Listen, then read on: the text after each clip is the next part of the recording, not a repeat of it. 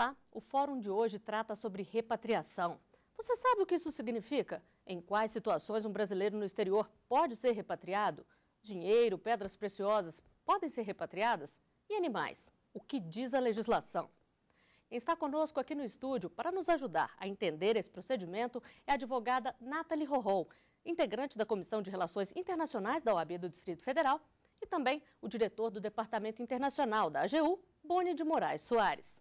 Mas antes de iniciarmos o nosso bate-papo, vamos assistir a uma reportagem produzida pela equipe da TV Justiça que fala sobre a lavagem de dinheiro e a repatriação. Existem estratégias básicas para combater a lavagem de dinheiro, como a identificação do trajeto desses recursos a partir da rede de cooperação de ativos entre países. Além disso, alguns tratados internacionais facilitam a cooperação jurídica entre as cortes de diversos países, que a descoberta dos recursos ilegais envolve vários órgãos e que o maior problema é tentar repatriar valores que já estão em países chamados paraísos fiscais. A fiscalização e a investigação de recursos ilegais também acontece nos laboratórios de tecnologia contra a lavagem de dinheiro. De responsabilidade da Receita Federal, os laboratórios possuem ferramentas que agilizam o processo.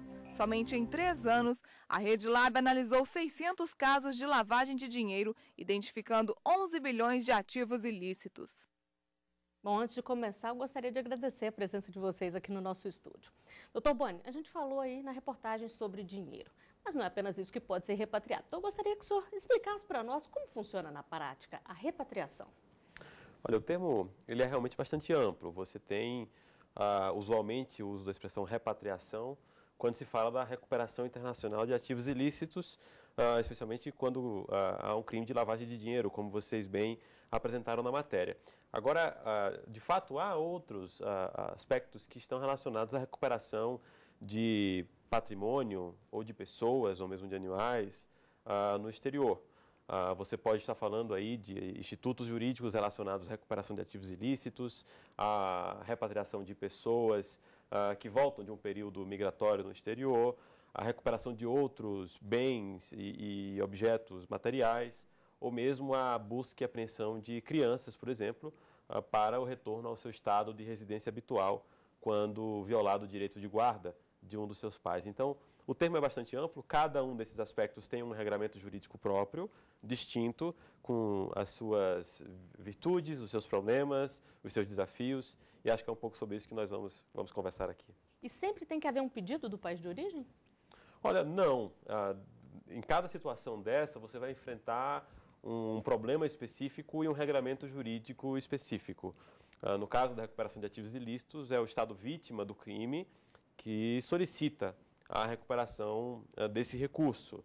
No caso da recuperação, digamos, da busca e apreensão de crianças em violação ao direito de guarda de um dos pais, geralmente é ele próprio, o pai, que sofre a violação do seu direito de guarda, que busca os canais de cooperação do seu país, em primeiro lugar, para ter a criança de volta.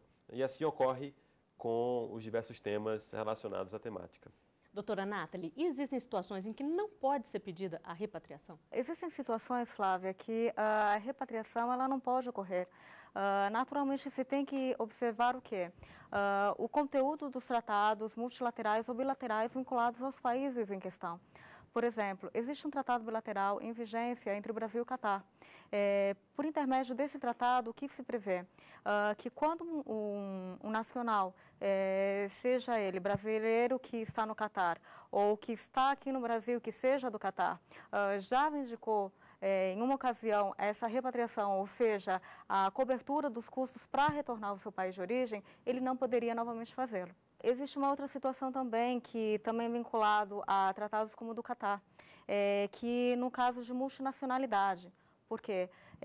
Nesses casos em que a pessoa reside num estado e que pede o retorno ao seu outro estado de origem, haja vista dupla nacionalidade ou tripla nacionalidade, a depender do conteúdo dos tratados, isso também não seria deferido. Porque isso geraria uma situação de embaraço internacional, uma situação de constrangimento até. Então, nesses casos, não é deferida a questão da repatriação. Doutor Boni, agora voltando a falar sobre os capitais econômicos. A gente falou aqui da lavagem de dinheiro. Em que tipo de outra situação também pode pedir da repatriação? Quando a gente fala de recuperação de ativos ilícitos, em 99% dos casos, há a figura da lavagem de dinheiro. A lavagem de dinheiro consiste no crime de ocultação da origem ilícita de um recurso que pode ser público ou mesmo privado, e a adoção de uma série de iniciativas para tornar aquela origem ilícita desconhecida das autoridades públicas, aparentando uma situação de ilegalidade. É por isso que se usa a expressão lavagem de dinheiro. Você torna o dinheiro sujo algo aparentemente limpo. Essa é a ideia. Por trás desse crime de lavagem, você tem crimes contra o sistema financeiro nacional, crime de corrupção ativa ou passiva, outros crimes também que envolvem recursos econômicos vultosos, como o tráfico internacional de drogas, o tráfico de armas, uma série de outros crimes que podem ensejar essa remessa ilícita do recurso obtido de maneira criminosa para o exterior. Essa é a situação. Agora, no combate ao crime, você tem também, muitas vezes, a busca de patrimônio no exterior que não é relacionado simplesmente a dinheiro depositado em contas bancárias.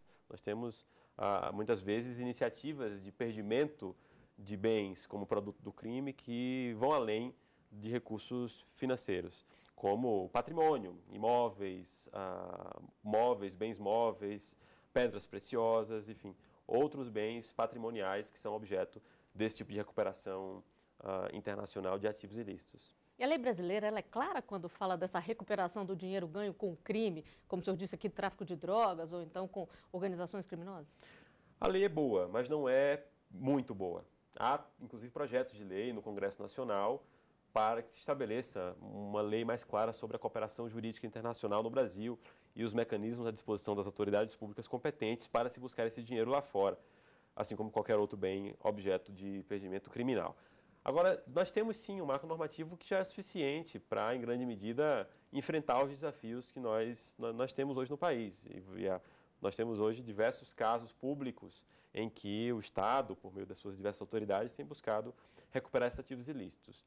O nosso maior problema não é normativo, na minha opinião. O nosso maior problema diz respeito à demora do processo que decreta o perdimento desse recurso que se quer repatriar. Os processos demoram muito tempo e sem a finalização, a conclusão desse processo no Brasil, um processo penal, na grande maioria dos casos, é muito difícil obter a recuperação desse ativo ilícito do exterior.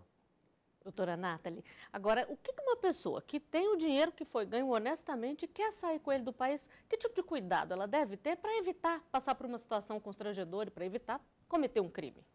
Há que se observar, primeiramente, os limites que são estabelecidos e as finalidades para as quais se quer a destinação desse dinheiro. Naturalmente, existem situações que também geram um embaraço da interpretação da própria legislação. Por exemplo, quando você tem uma empresa de capital estrangeiro ou que também tem a participação de capital estrangeiro e a dissolução dessa empresa, como é que fica a repatriação do valor referente à dissolução dessa empresa ou mesmo a restituição, se falarmos nesses termos, do dinheiro ao investidor estrangeiro? Porque aqui no Brasil, quando é caso de dissolução desse tipo de empresa, essa operação ela não passa pela análise e também pelo crivo do imposto de renda. Então, existem distorções que também geram embaraço e também geram vindicações na sociedade civil e em outros campos do poder público, inclusive. Agora, toda vez que a pessoa vai fazer uma viagem, a depender também do tempo de duração, há que ver no estado de origem e também no estado em que ela vai desembarcar, quais são os limites que não se gera uma espécie de entrave ou tributação, inclusive. Agora, a senhora falou aqui das empresas que às vezes são dissolvidas e têm capital de dois países. A diferença da legislação de um país para o outro acaba causando muito problema? Podem ser gerados problemas, sim. Haja vista que na sociedade internacional não existe uma regra de hierarquia, ou seja, não deve preponderar uma legislação em prol a outra. Então, nesses casos, se utilizam as regras de conexão para se verificar o melhor critério, para tentar se fazer uma equivalência ou uma melhor interpretação para que não haja desrespeito de nenhuma das legislações e que se possa contemplar tanto a garantia de um Estado quanto a do outro. Doutor Boni, a gente está falando aqui de dinheiro, o senhor já falou de patrimônio. No caso de pedras preciosas, também pode ser pedida a repatriação? Sem dúvida, sem dúvida.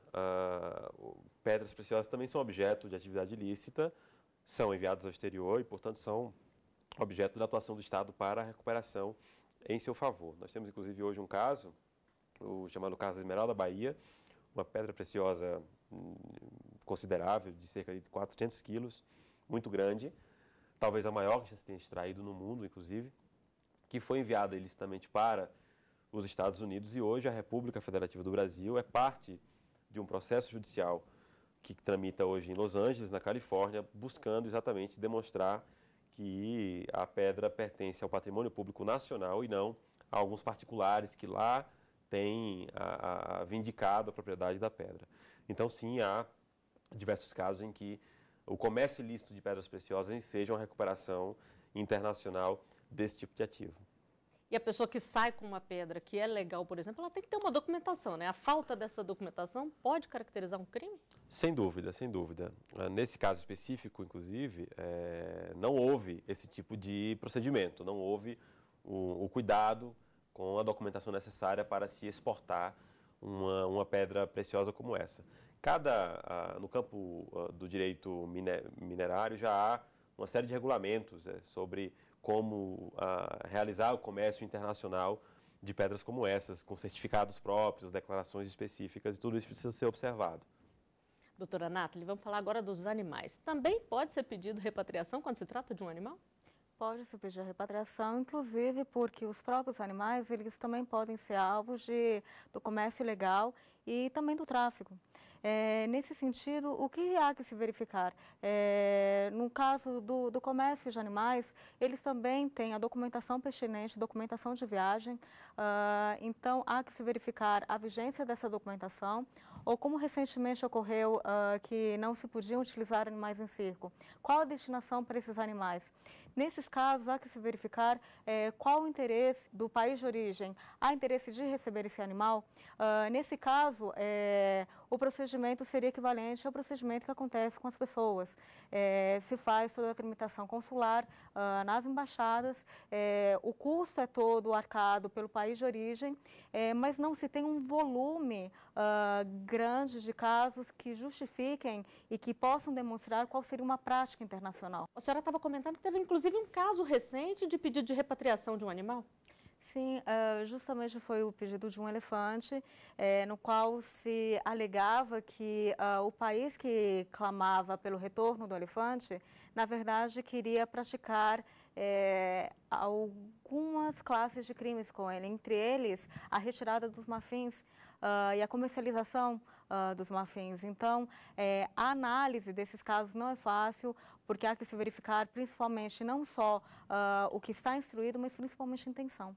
Isso não é fácil. Todo cuidado é pouco. Sim. Nós vamos fazer um pequeno intervalo e voltamos já com mais Fórum. Estamos de volta com o Fórum. No programa de hoje estamos falando sobre repatriação. Doutora Nathalie, quando a gente fala de trazer bens ou pessoas de volta para o país de origem, existem diferentes tipos jurídicos. Gostaria que a senhora explicasse para a gente como são eles. Além da repatriação, nós podemos ainda falar da figura da deportação, da expulsão e da própria extradição. Cada um desses tipos jurídicos tem características específicas. Por exemplo, no caso da deportação, nós não falamos de crime, nós falamos de uma falta temporal de algum visto, expiração. Então, no caso, a pessoa ela não cometeu nenhum crime especificamente. Existe uma indocumentação que a impede de permanecer no território nacional, seja ele o Brasil ou um estado estrangeiro. No caso da expulsão, há que se verificar quais são os critérios, tanto da Constituição quanto das outras leis que compõem o arcabouço vinculado ao estrangeiro. Nesse sentido, na expulsão, há sim a prática de um crime. Então, nesses casos, se passa por toda a tramitação, cada país específico e tem o seu próprio regramento e deve ser interpretado num caso em concreto. No caso de extradição, também temos uma prática de crime. Nós temos também os critérios de conveniência, naturalmente, de oportunidade, porque é uma decisão política, além de ser uma interpretação jurídica do caso em concreto, como tivemos recentemente alguns casos que foram solucionados pelo Supremo Tribunal Federal. Sempre tem que ser levado em consideração, quando não se trata de um crime, o direito da pessoa pedir o refúgio no país onde ela está? Olha, no caso específico do refúgio, que já é um instituto jurídico próprio, com seu enquadramento, as suas leis, os seus conceitos, o que se tem é a vinda de um cidadão estrangeiro para o Brasil, por exemplo, em que ele alega sofrer uma situação de perseguição por religião, nacionalidade, opinião política, raça, grupo social, ou então por sofrer uma grave e generalizada violação de direitos humanos em seu país de origem. Nessas situações, ele tem direito a receber o refúgio e há uma série de consequências jurídicas a partir do momento que se adquire o status de refugiado. Então, sim, ele é o primeiro que alega na fronteira, geralmente, quando quer ingressar no Brasil e não tem nenhum visto ou nenhum documento que permita o seu ingresso regular, ele alega: eu sou vítima de a perseguição política, religiosa ou em razão da minha opinião política ou do meu grupo social, gostaria de solicitar o refúgio aqui no Brasil. E o refúgio é um instituto que tem ganhado muita importância, porque o Brasil tem se mostrado um destino de refúgio. Aumentou muito o número de refugiados no país. Recentemente, inclusive, o Ministério da Justiça, o órgão do Estado que maneja os pedidos de refúgio por meio do Comitê Nacional para Refugiados, o CONARE, apresentou números que apontam hoje que os sírios formam a maior comunidade de refugiados no Brasil, o que é uma novidade, já visto que a Síria é um país com uma distância geográfica considerável do nosso país. Então, o Refúgio é um instituto que tem sido usado no Brasil. As instituições públicas estão cada vez mais trabalhando em torno disso para apreciar com adequação os períodos de refúgio, e tendo em conta, inclusive, o espírito do Estado brasileiro, o espírito constitucional do Estado brasileiro, de tratar igualmente nacionais e estrangeiros e de cumprir com os compromissos internacionais que o Brasil possui, inclusive aqueles de concessão do status de refugiado a quem merece. Há casos recentes, agora pós-Copa do Mundo, indicaram comunidades de pessoas que vieram, em princípio, para ficar aqui no Brasil na Copa do Mundo, e acabaram aproveitando, jogos, e acabaram ficando, porque, segundo eles, sofriam perseguição dessas que caracterizam o status de refúgio. Solicitaram refúgio, esses pedidos estão sendo apreciados pelo CONARE, como mencionei, e serão julgados em devido tempo. Flávio, eu só gostaria de acrescentar uma outra informação às informações e ensinamentos que o Dr. Boni nos apresenta aqui, que no caso da repatriação, pelo próprio Estatuto do Estrangeiro, a Lei 9474 de 97, a repatriação em si, ela não ilide o estrangeiro de solicitar esse refúgio ou asilo. Qual que é a diferença aí entre o refúgio e o asilo político? Há que se verificar que há motivação. Porque no caso do refúgio, temos a vindicação de que há perseguição com relação a crimes de opinião, ou que existe realmente o temor de retorno ao seu país de origem e que se teme pela própria incolumidade física ou moral. Nesse caso, nós temos a figura própria do refúgio. No caso do asilo, nós temos também outras vindicações com relação não à prática de crimes, mas que também seriam albergadas por interpretação. Mas toda a tramitação com relação a prazos também é bem diferenciada. O Dr. Boni falou aqui mais cedo do CONARE. Os dados do comitê mostram que houve um aumento de 800% no pedido de refúgio nos últimos 4 anos no Brasil. Isso é um dado que chama a atenção? É um dado que chama a atenção, mas que pode ser amplamente interpretado de acordo com critérios econômicos. Por quê? Em que pese se fale da possibilidade de maior crescimento econômico no Brasil, se encontra uma estabilidade não vista em outros países. E embora se tenha discussões políticas, como se pôde ver recentemente nas eleições, se tem um cenário propício que até gera uma expressão que é muito falada por estrangeiros como Eldorado de oportunidades. Inclusive, em razão desse Eldorado de oportunidades, falando da própria questão do refúgio, se fala também do tráfico de pessoas. Por quê? Porque é um país que atrai pela possibilidade de aqui permanecer, de florescerem oportunidades. Então, são situações que justificam a vinda dessas pessoas. Não só com relação aos sírios, que seriam a maior comunidade tida recentemente pelos dados do CONARE, mas recentemente tivemos o caso dos haitianos, em razão das intempéries que lá assolaram esse país.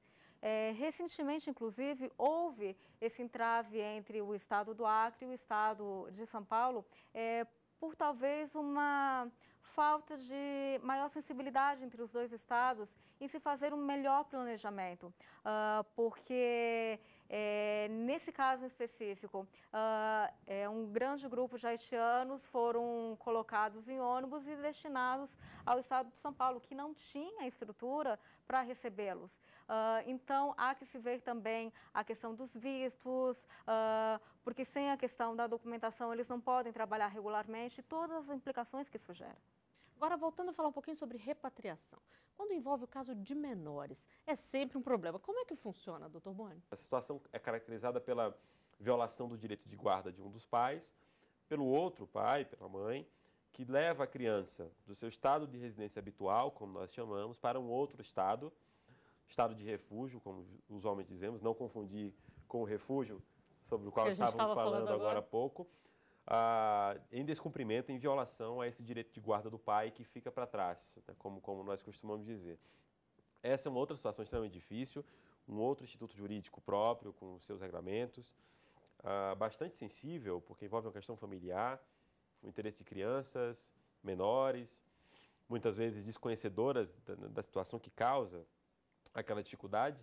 Ela geralmente é mais prejudicada com tudo isso, e o objeto mesmo de toda a atuação das autoridades públicas que procuram resolver o problema. Nesse caso, o Brasil, por meio da sua autoridade central, a Secretaria de Direitos Humanos da Presidência da República, recebe pedidos de devolução dessas crianças para o seu estado de residência habitual.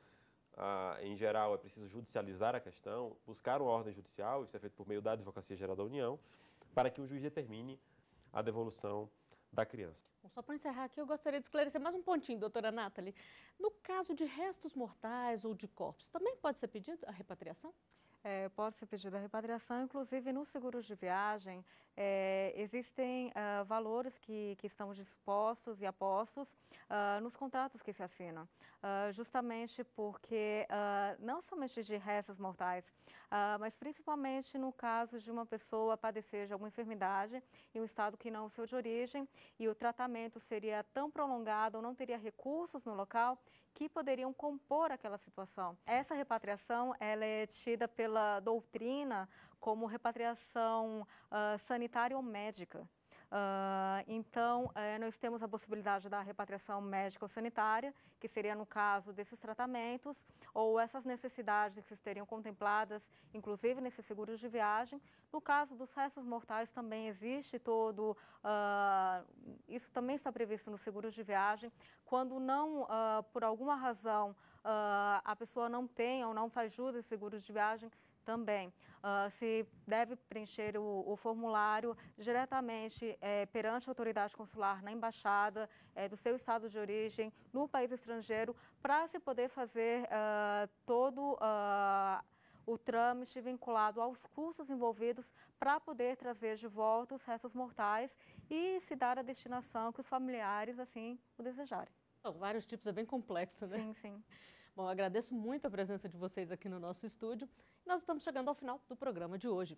Eu conversei com a advogada, integrante da Comissão de Relações Internacionais da OAB do Distrito Federal, Nathalie Rohol, e com o diretor do Departamento Internacional da AGU, Boni de Moraes Soares. Quer rever este programa? Acesse o site da TV Justiça, www.tvjustiça.jus.br. E você também pode ajudar a nossa equipe a fazer o fórum. Envie um e-mail para forum@stf.jus.br. A gente tem um novo encontro na próxima semana. Até lá!